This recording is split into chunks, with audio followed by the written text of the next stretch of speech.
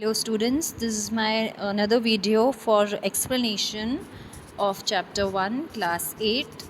So before this I have discussed about the ploughing, okay, leveling of the soil, tilling of the soil, seed drill मैंने आपको बताया है बेटा किस तरह से बीजों की बुआई की जाती है सीड ड्रिल के थ्रू, ठीक है। अब हम इसके आगे का जो आज पार्ट है वो पढ़ेंगे, ठीक है। तो हमने ये वाला जो पार्ट है ये कवर कर लिया था। Up till here we have to start from here, okay. So appropriate distance between the seeds is necessary to avoid overcrowding of plants. जब भी हम सीड्स की जो है सोइंग करते हैं तो हमें ये देखना चाहिए कि दो बीजों के बीच में दो सीड्स के बीच में जो डिस्टेंस हो वो प्रॉपर हो, अप्रोप्रिएट हो, ठीक है, इनफ हो, ताकि इससे क्या होता है कि जो प्लांट्स की ओवर क्राउडिंग मतलब एकदम से बहुत सारे पौधे एक ही जगह पर नहीं हो पाते हैं, ठीक है। अब एक ही जगह पर बहुत सारे प्लांट्स नहीं होंगे तो इससे क्या होगा कि हमारे हर प्लांट को सफिशिएंट सनलाइट मिलेगी, उसे न्यूट्रिएंट मिलेगा, उसे वाटर मिलेगा मिट्टी से, ठीक है। At times a few plants may have to be removed to prevent overcrowding. कभी कभी ऐसा भी होता है बेटा कि अगर प्लांट्स में ओवर क्राउडिंग हो जाती है, बहुत ज़्यादा पौधे एक ही जगह पर उगाते हैं, तो उसे फिर ओवर क्राउडिंग को अलग करना पड़ता है, ठीक है। इससे क्या होता है कि जो प्लांट्स हैं एक दूसरे से कम्पीट करते हैं, उन्हें प्रॉपर सफिशिएंट सनलाइट नहीं मिल पाती है, न्यूट्रिएंट्स नहीं मिल पाते हैं और पानी नहीं मिल पाता है, ठीक है। Coming to the next topic is adding manure and fertilizers. अब हम अपनी क्रॉप में किस तरह से जो है मैन्योर और फर्टिलाइजर्स मिलाएंगे। So the substances which are added to the soil in the form of nutrients for the healthy growth of plants. ऐसे सब्सटेंसेज जो हम अपने क्रॉप में मिक्स करते हैं ताकि हमारी जो क्रॉप है उसे एक्स्ट्रा अमाउंट में न्यूट्रिएंट्स मिले, ताकि हमारी जो प्लांट है वो हेल्दी ग्रो हों, स्वस्थ हों, अच्छे हों। ऐसे सब्सटेंसेस को हम बोलते हैं मैन्योर एंड फर्टिलाइजर्स। तो मैन्योर क्या होता है बेटा, मैन्योर खाद होती है, ऐसी खाद होती है जो ऑर्गेनिक सब्सटेंसेस से बनती है, नेचुरल सब्सटेंसेस से बनती है, प्राकृतिक चीज़ों से बनती है। और फर्टिलाइज़र जो होती है वो हमें केमिकल्स से हम उसे बनाते हैं, ठीक है। Soil supplies mineral nutrients to the crop plants. These nutrients are essential for the growth of plants. अच्छा, सभी बच्चों को पता है कि जो मिट्टी है वो जो हमारे क्रॉप के प्लांट्स हैं, क्रॉप्स को क्या देती है, न्यूट्रिएंट्स देती है, मिनरल्स देती है। और ये सारे जो न्यूट्रिएंट्स होते हैं वो प्लांट की ग्रोथ के लिए बहुत एसेंशियल होते हैं, ठीक है। In certain areas, farmers grow crop after crop in the same field. The field is never left uncultivated or fallow. काफ़ी कुछ एरियाज़ में ऐसा होता है बेटा कि जो किसान होते हैं वो एक के बाद एक क्रॉप्स उगाते जाते हैं। मतलब एक क्रॉप उन्होंने उगाई, मैच्योर हुई, हार्वेस्टिंग हुई, उसे काटा और फिर दोबारा तुरंत कुछ दिनों बाद उस फील्ड में दूसरी क्रॉप उगा लेते हैं, उस फील्ड को खाली नहीं छोड़ते हैं, ठीक है। इससे क्या होता है, कंटिन्यूस कल्टीवेशन जो होता है क्रॉप्स का बेटा वो क्या करता है, मिट्टी को पुअर कर देता है न्यूट्रिएंट्स में, ठीक है। जैसे कि आप किसी कपड़े को कंटिन्यूसली यूज़ करेंगे तो वो जो कपड़ा है आपका वो क्या हो जाएगा, फेड, उसका कलर फेड होने लगेगा। बार बार वॉश होगा तो उसकी जो फैब्रिक की क्वालिटी है वो ख़राब हो जाएगी। उसी तरह से जो सॉइल है, हमारी जो मिट्टी है, अगर हम कंटिन्यूसली उसमें क्रॉप्स उगाते रहेंगे तो उसके जो न्यूट्रिएंट्स होते हैं वो थोड़े से कमज़ोर, जो मिट्टी में न्यूट्रिएंट्स की क्वांटिटी होगी वो कम हो जाएगी। अब क्या होता है, तो फार्मर्स हमारे क्या करते हैं, फार्मर्स उस फील्ड में खाद मिलाते हैं, मैन्योर मिलाते हैं, ठीक है, ताकि जो एक्स्ट्रा अमाउंट में मैन्योर में जो न्यूट्रिएंट्स हैं वो जाकर के मिट्टी में मिल जाए। और इस प्रोसेस को हम क्या कहते हैं बेटा, मैन्योरिंग, ओके। इम्प्रॉपर और insufficient manuring results in weak plants. अगर हम अपनी मिट्टी में खाद नहीं मिलाएंगे तो इससे क्या होगा, जो हमारे प्लांट्स उगेंगे वो कैसे होंगे, कमज़ोर होंगे, ठीक है, अच्छी हमें फसल नहीं मिलेगी। मैन्योर क्या होते हैं, ऐसे ऑर्गेनिक सब्सटेंसेस होते हैं बेटा जो प्लांट्स और एनिमल का जो वेस्ट होता है उसके डिकम्पोजिशन से हमें जो सब्सटेंस मिलता है वो मैन्योर कहलाता है, खाद कहलाता है, ठीक है।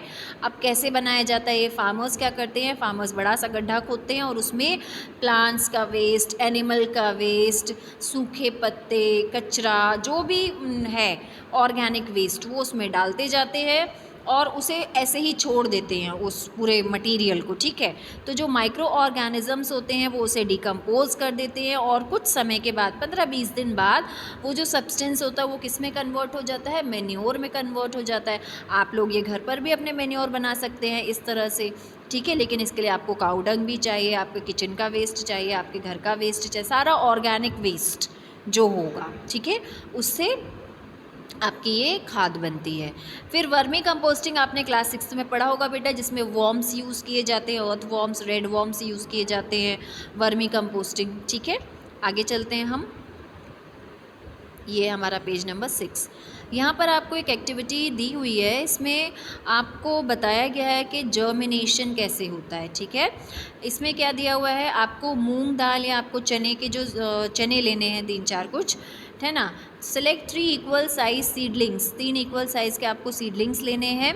और आपको ये जो सीड्स क्या है, क्या आपको वेसल्स 3 छोटे छोटे आप वेसल या कप ले लीजिए, ABC उसमें मार्क कीजिए, थोड़ी सी उसमें मिट्टी डालिए, थोड़ा सा मेन्योर डालिए। एक जो फर्स्ट जो आपने ए वाला जो ग्लास का वेसल है या जो आपका जो भी आप लेंगे वेसल, आप जार जो लेंगे उसमें आप थोड़ी सी मिट्टी डालिए, थोड़ी सी काउडंग मैन्योर डालिए।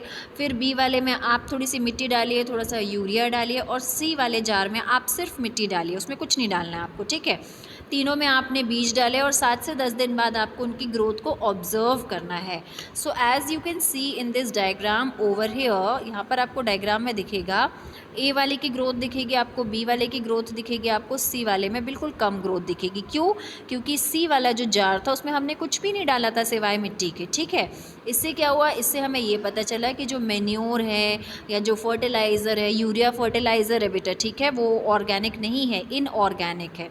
वो क्या करते हैं, हमारे प्लांट की ग्रोथ को इंक्रीज़ करते हैं, ठीक है। तो फर्टिलाइज़र्स ऐसे केमिकल्स होते हैं बेटा जिसमें एक कोई न्यूट्रिएंट बहुत ज़्यादा क्वांटिटी में होता है, ठीक है। अब मैन्योर और फर्टिलाइज़र दोनों किस तरह से डिफरेंट, दोनों में क्या डिफरेंस है, क्या अंतर है, ये हम आगे पढ़ेंगे। लेकिन थोड़ा सा हम इसमें देख लेते हैं कि जो फर्टिलाइज़र्स है ये फैक्ट्रीज़ में बनाई जाती हैं। यूरिया हो गया, अमोनियम सल्फेट हो गया, सुपर फॉस्फेट हो गया, पोटैश हो गया, NPK, N मतलब नाइट्रोजन, P मतलब फॉस्फोरस और K मतलब पोटेशियम, ठीक है। तो ये जो फर्टिलाइज़र्स हैं ये आपके फैक्ट्रीज़ में बनाए जाते हैं। Use of fertilizers has helped farmers to get better yield of crops such as wheat, paddy and maize. Fertilizers के इस्तेमाल से हमारे जो फार्मर्स हैं उनकी जो यील्ड है, मतलब उनकी जो फसल है वो अच्छी उन्हें एक प्रोड्यूस मिलता है, चाहे वो धान की हो, गेहूं की हो या तो फिर मक्के की हो, ठीक है। लेकिन एक्सेसिव यूज़ ऑफ फर्टिलाइज़र, अगर आप फर्टिलाइज़र बहुत ज़्यादा क्वांटिटी में यूज़ करते हैं तो ये क्या होगी, ये हमारी मिट्टी की जो फर्टिलिटी है, फर्टिलिटी मतलब जो मिट्टी का हमारा उपजाऊपन जो होता है उसे कमज़ोर कर देगी, ठीक है। फर्टिलाइज़र से वाटर पोल्यूशन भी होता है, सबको पता होगा कैसे होता है। हमने फर्टिलाइज़र अपने क्रॉप्स में डाली, बारिश हुई या पानी के साथ वो बह करके आपके रिवर में मिल गई, स्ट्रीम में मिल गए वो सारे केमिकल्स, तो हमारा वाटर पोल्यूटेड हो गया। तो in order to maintain fertility of soil we have to substitute fertilizer with organic manure. तो अब हमें अपने क्रॉप भी अच्छी चाहिए, हमें मिट्टी की फर्टिलिटी भी मेंटेन करनी है, तो और हमने फर्टिलाइज़र भी नहीं यूज़ करना है। तो हमने क्या करना है, हमने अपने फर्टिलाइज़र को मैन्योर से क्या कर दिया, सब्सटीट्यूट कर दिया ऑर्गेनिक मैन्योर से, ठीक है। या तो फिर हमने क्या करना है, हमारी जो फील्ड है उसे अनकल्टिवेटेड छोड़ देना है, 2 क्रॉप के बीच में थोड़ा सा अंतर रखना है, डिफरेंस रखना है। इससे क्या होगा कि सॉइल जो है अपनी फर्टिलिटी को वापस ले लेगी ईजिली और फिर हमारी जो हम क्रॉप लगाएंगे वो अच्छी ग्रोथ होगी, ठीक है। The use of manure improve soil texture as well as its water retaining capacity. It replenishes the soil with nutrients. जब आप ऑर्गेनिक मैन्योर इस्तेमाल करते हैं तो आपकी जो सॉइल का टेक्सचर है, जो उसकी फर्टिलिटी है, जो उसकी वाटर रिटेनिंग कैपेसिटी मतलब पानी को होल्ड करने की जो कैपेसिटी, पानी को एब्जॉर्ब करने की जो कैपेसिटी होती है वो बढ़ जाती है, उसमें न्यूट्रिएंट्स बढ़ जाते हैं। इसलिए जो ऑर्गेनिक मैन्योर होती है वो सबसे बेस्ट होती है, ठीक है।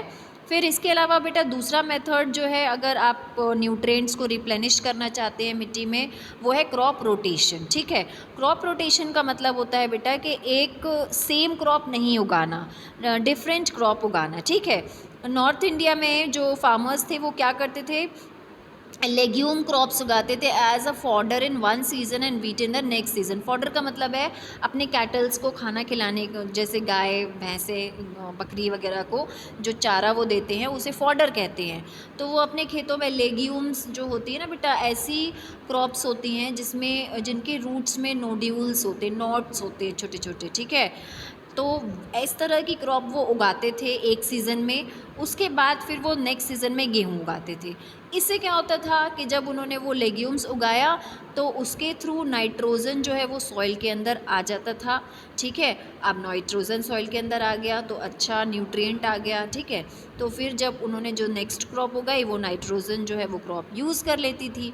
ठीक है, ये हम आगे पढ़ेंगे बेटा कि किस तरह से लेग्यूम्स जो है वो नाइट्रोजन साइकिल में हम पढ़ेंगे कि लेग्यूम्स जो क्रॉप या जो फॉडर है वो किस तरह से हमारी जो मिट्टी है उसे नाइट्रोजन रिच बनाता है। ठीक है, फिर आपने राइजोबियम बैक्टीरिया के बारे में पढ़ा था क्लास 7th में। ये क्या होते हैं, ये जो राइजोबियम बैक्टीरिया है ये लेग्यूमिनस प्लांट्स के रूट के नोड्यूल्स में प्रेजेंट होते हैं। रूट में छोटे छोटे नॉट्स बने हुए होते हैं, है ना। अगर आप लोगों ने मेथी की भाजी अगर खाई होगी, ठीक है, तो आप उसकी रूट्स में अगर कभी ध्यान आपका गया हो तो आपने देखा होगा उसके रूट्स में छोटे छोटे नॉट्स बने होते हैं, गिठान टाइप की बनी होती है। उन नॉट्स में रहता है आपका राइजोबियम बैक्टीरिया, जो कि क्या करता है, एटमॉस्फेरिक नाइट्रोजन को फिक्स करता है। ठीक है, एटमॉस्फेरिक नाइट्रोजन को आपके जो रूट्स है उसमें फिक्स कर देता है। ठीक है,